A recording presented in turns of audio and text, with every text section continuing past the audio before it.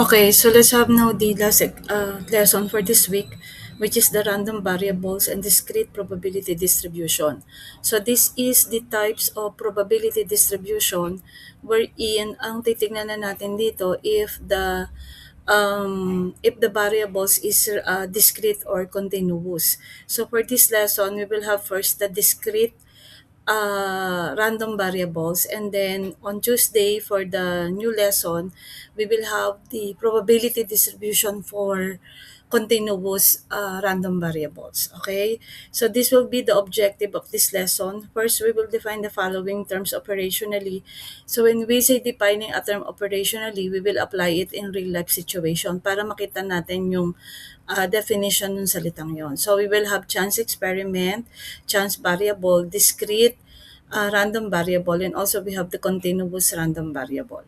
Then I will teach also how to construct a probability distribution of a given event or events.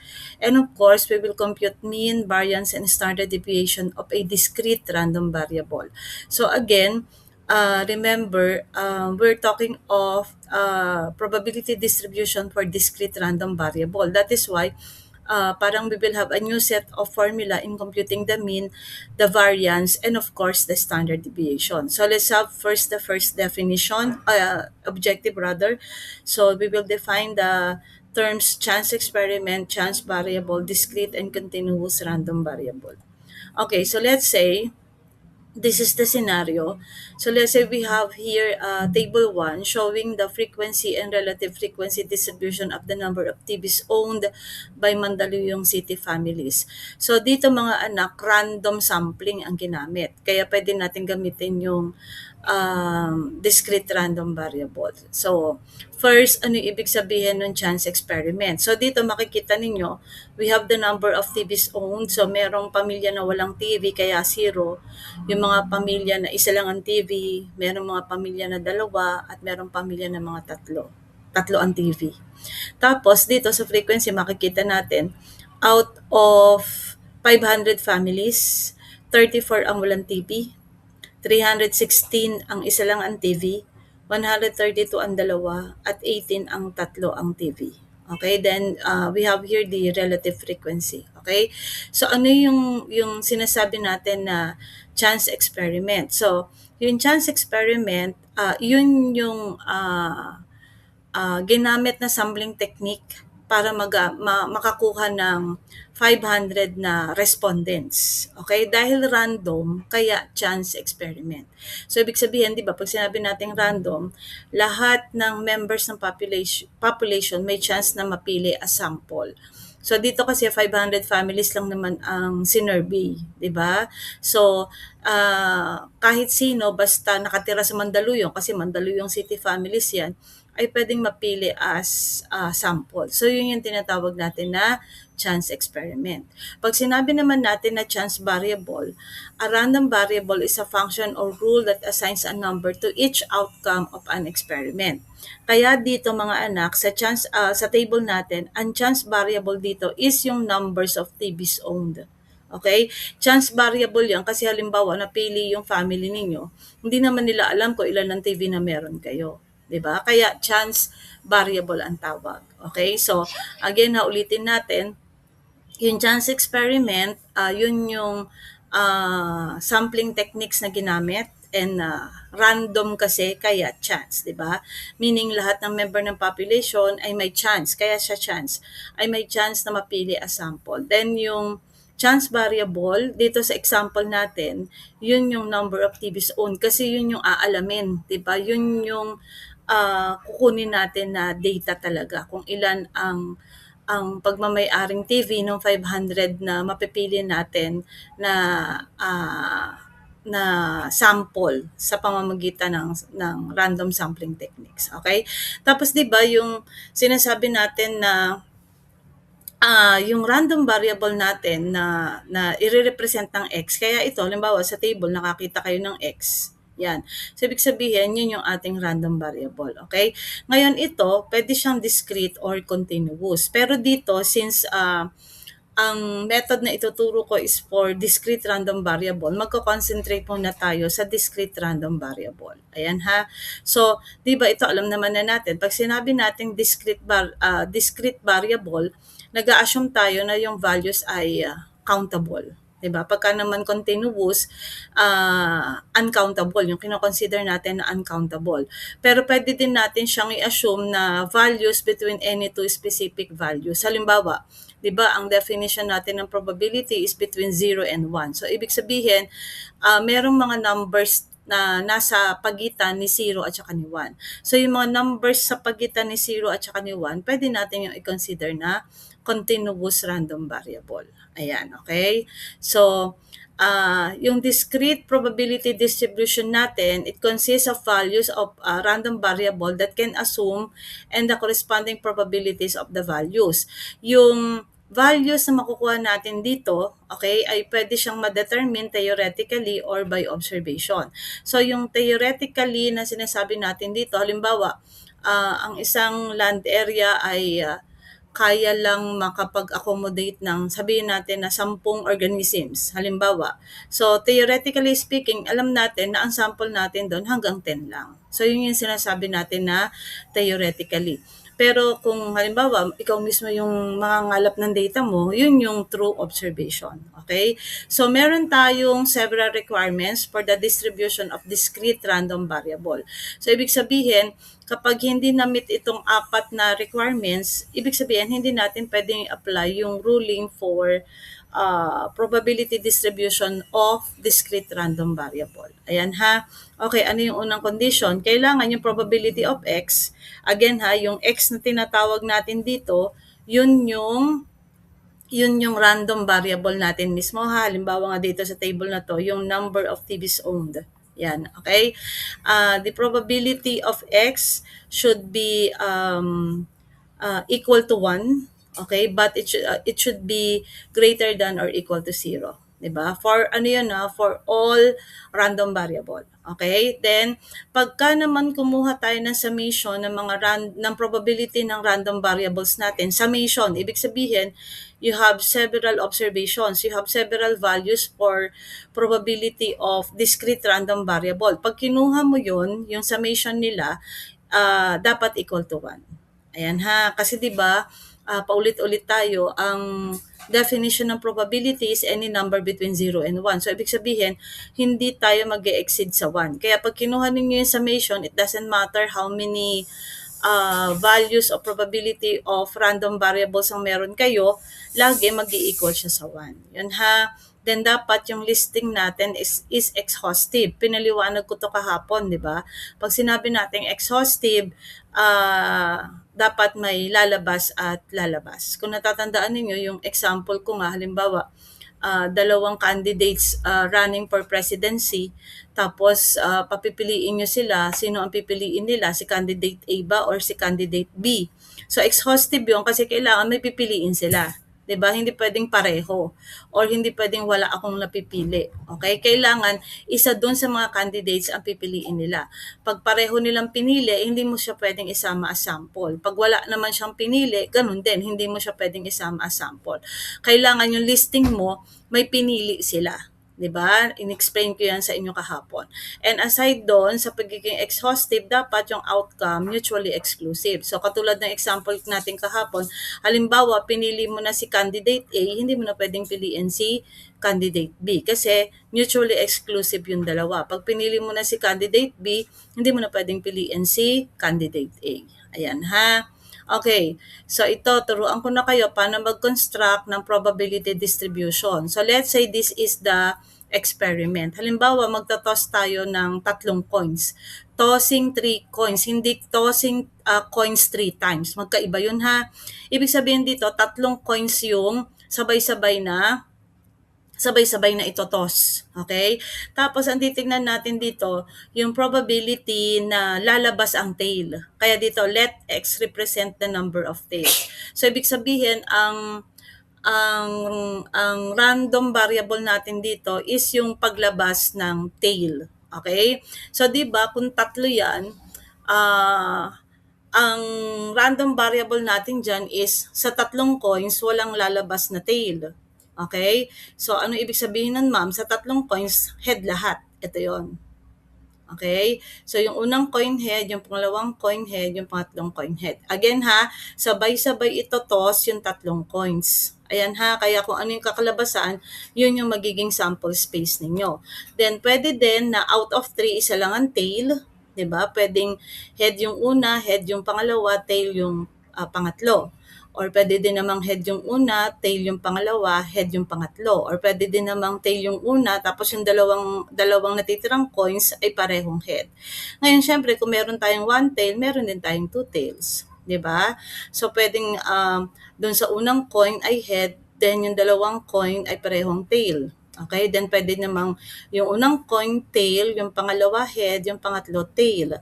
Then pwede din naman yung dalawang unang coin tail, then yung pangatlong coin head.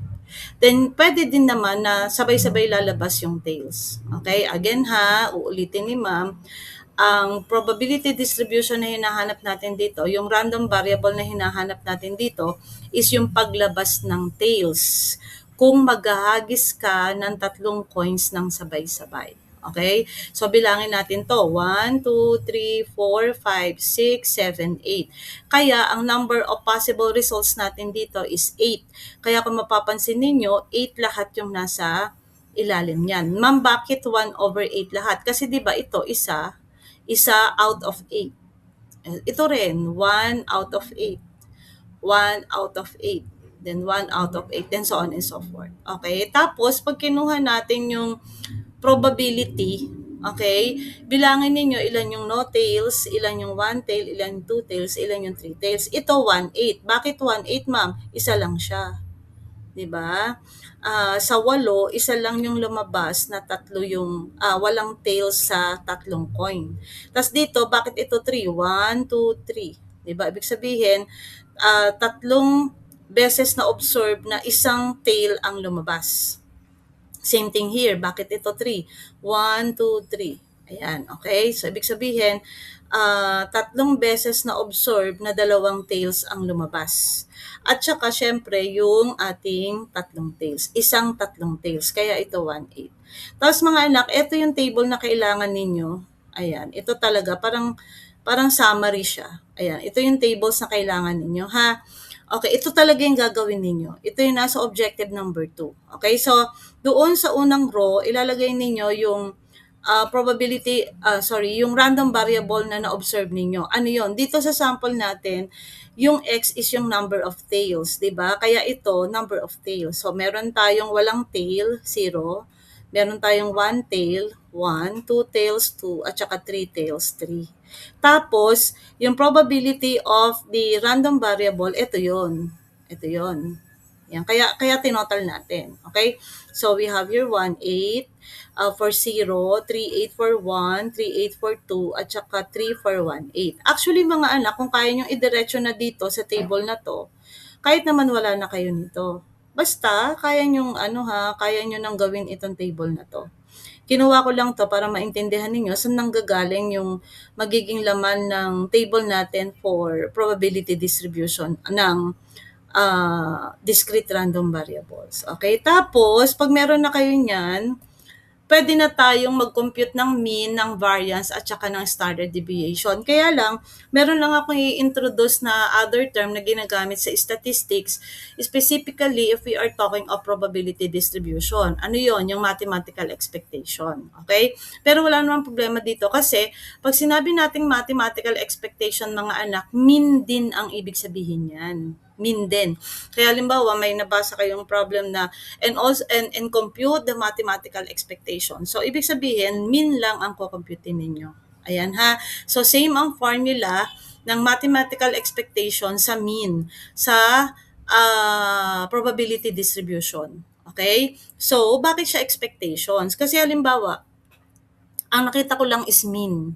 Halimbawa, nakita ko yung mean ng score ninyo sa long test number 1.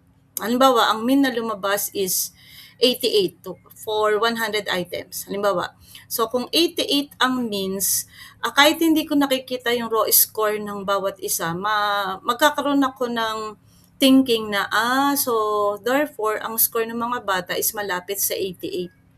'Di ba? So, halimbawa ako yung prof, matutuwa ako kasi, ibig sabihin mataas yung score na nakuha ng mga bata kasi mataas yung mean nila. Okay? Kaya kaya expectations kasi from the value of mean, alam mo na kung ano yung values, makakapag-expect ka na ng mga values ng members ng iyong raw score. Ayan, okay? So, halimbawa, dun nga sa example ko, kung 88 ang mean ninyo, pwede akong ina-expect ko na naintindihan nyo yung lesson kasi kung 88 ang mean, matataas ang score ninyo. Okay? So, eto na, meron tayong separate formula sa pagkuha ng mean, ng variance, at saka ng standard deviation for discrete probability distribution. Ha? So, ibig sabihin, itong mga formula na to mga anak, para lang to sa discrete probability distribution. So, meaning kapag nag-continuous tayo, iba ulit yung formula natin sa pagkuha ng mean, ng variance, at saka ng standard deviation. Okay? So, para sa mean, ang mean natin is simply the summation of the random variable multiplied with the probability of your random variable. Mamaya bibigyan ko kayo ng example. Then dito sa variance, okay, squared nyo muna yung x, yung random variable ninyo bago nyo i-multiply sa probability ng inyong random variable minus the mean. Kaya ito yung mean dito, minus the mean. Tapos, yung standard deviation, kung ano yung nakuha nyo sa variance, ikunin nyo lang yung square root. Ayan kunin nyo lang yung square root. Okay? Di ba yun naman yung paraan natin para kumuha ng standard deviation, hindi naman magbabago yon. Kung ano yung value ni variance, kunin nyo lang yung square root, yun yung standard deviation. Okay? Tapos mga anak, ang meaning ng mean, ng variance at saka ng standard deviation, same pa rin hindi naman magbabago yon. Yung formula lang ang magbabago, depende sa klase ng variables na meron ka. So si mean, dito, ibig sabihin, measurement pa rin siya ng central tendency. Si variance at saka si standard deviation, measurement pa rin siya ng what you call this, ng variation. Ayan, okay? So, sample tayo. Ito pa rin yung example natin kanina, yung magtotoss ka ng 3 coins ng sabay-sabay. Okay, ito yun So, una, kunin mo muna yung mean. Ito yung formula natin. Ayan, ito rin yan. Ito rin yan. Yan Okay, so di ba ang x natin dito is yung 0, 1, 2, 3. Ang p of x natin yung 1, 8, 3, 8, 3, 8, at saka 1, 8. So ito, multiply mo dito, 0 times 1, 8, plus, kasi summation to, 1 times 3, 8, 1 times 3, 8, plus 2 over times 3, 8, ito yun, plus 3 times 1, 8, ito yun. Okay? So, gamitan nyo lang ng calculator. Ayan. So, makukuha nating mean dito is 3 halves or 1.5. So, ibig sabihin, katulad ng sinabi ko kanina, ito na rin yung ating expected value. Okay? Tapos, kunin na natin si variance. So, yung formula ng variance natin, ito yun. Diba? Ito itong mga anak. Huwag niyong kakalimutan to Minsan ito yung nakakalimutan ko lagi sa formula na to. So ito huwag niyong kakalimutan. Yung nakuha ninyong mean, isusubtract niyo pa doon sa product nito. Okay? So paano gagawin yan? So dito ulit, balik tayo sa example natin. Ang kaibahan lang nito kay mean mga anak, ini-squared si x. Squared niyo muna yung x bago nyo i-multiply sa p of x. Kaya ito, squared nyo muna si 0 bago nyo i-multiply sa 1, 1, 8. Then, squared nyo muna si 1, multiply nyo sa 3, 8. Squared nyo muna si 2, multiply nyo sa 3, 8. Squared nyo muna si 3, multiply nyo sa 1, 8. Tapos, do not forget, isusubtract ninyo yung mean, yung squared ng mean. I-squared nyo pa. Ayan yung squared ng mean dito. So, therefore, the answer is 3/4 or 0.75. Okay? Tapos, pag meron na kayong standard deviation, kunin nyo lang yung square root niyan. Eto, yan yung inyong magiging standard deviation. Ayan, okay? Let's have another example. Let's say daw, meron tayong 5 bola na lalagyan natin ng number na 1, 2, 3, 4, and 5. Okay? Tapos, nilagay natin sa box. Okay? 1 is selected, its number is noted, and then it is replaced. Ano ibig sabihin ulit ng replace? Binalik. Binalik So, ibig sabihin sa kada bunot ng bola, ibabalik dun sa box. So, therefore, hindi mababawasan yung number of population natin kasi replace, okay? So halimbawa, kung paulit-ulit na gagawin for many times, kunin daw natin yung mean, yung variance, at saka standard deviation of the number on the balls. So halimbawa, ito sa assignment ninyo na binigay ko, wala tayong table kasi kayo yung gagawa nun, di ba? So for this example, ang random variable natin dito is yung number na nilagay natin dun sa mga bola. Di ba sabi, lalagyan natin ng numbers 1, 2, 3, 4, and 5. So ang x natin dito is yung 1, 2, 3, 4, and 5. Tapos kukunin natin yung probability ng x natin, okay? Sa 5, ilan ang number 1? Isa lang naman. Ilan yung bola? 5, kaya 1/5. 'Di ba? Sa 5 bola, ilan yung nilagyan mo ng number 2? Isa lang naman, 'di ba? So 1, ilan yung bola? 5. Same thing sa 3, 'di ba? Sa 5 bola, isa lang naman yung number 3. So kaya siya 1. Ilan yung bola? 5. Sa 5 bola, isa lang yung nilagyan mo ng number 4. 'Di ba? Kaya ito 1. Then 5 yung bola. Then sa 5 bola, isa lang naman yung nilagyan mo ng 5. Kaya 1. Okay? Over 5.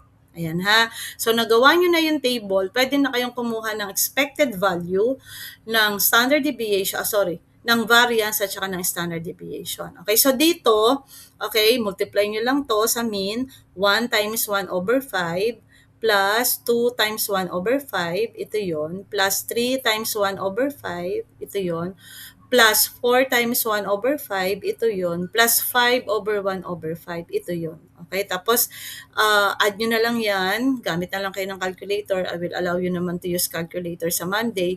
Then, therefore, ang mean natin is 3, and also this is our expected value. Okay, tapos kunin nyo na si variance. Again ha, ang pinagkaiba lang ni variance kay mean, i-squared nyo yung x bago nyo i-multiply kay p of x. Kaya itong mga 1, 2, 3, 4, and 5, i-squared nyo muna isa-isa ha, bago nyo i-multiply kay p of x. Kaya ito 1 squared times 1/5, ito yun. Tapos 2 squared plus 2 squared times 1/5 plus 3 squared times 1/5 plus 4 squared times 1/5 plus 5 squared times 1/5. Tapos minus, huwag nyo kalimutan, isusubtract nyo sa kanila yung mean na nakuha ninyo or yung expected value na nakuha ninyo. At do not also forget na i-squared siya ha, kasi minsan ako din, guilty ako dito, nakakalimutan ko talaga tong part na to. Okay? So your standard deviation, variance will be 2. Okay, pag pinindot nyo to sa calculator, ang lalabas yan ay 2. Tapos squared nyo lang yan, yun ang inyong standard deviation. Ayan, okay? So, madali lang naman ito, di ba? So, that will be the coverage of your prelim exam on Monday. Then, sa Tuesday, ang didiscuss natin yung probability distribution for continuous random variable. Okay, you review and then also you do the assignments given yesterday. Okay, thank you so much, engineering.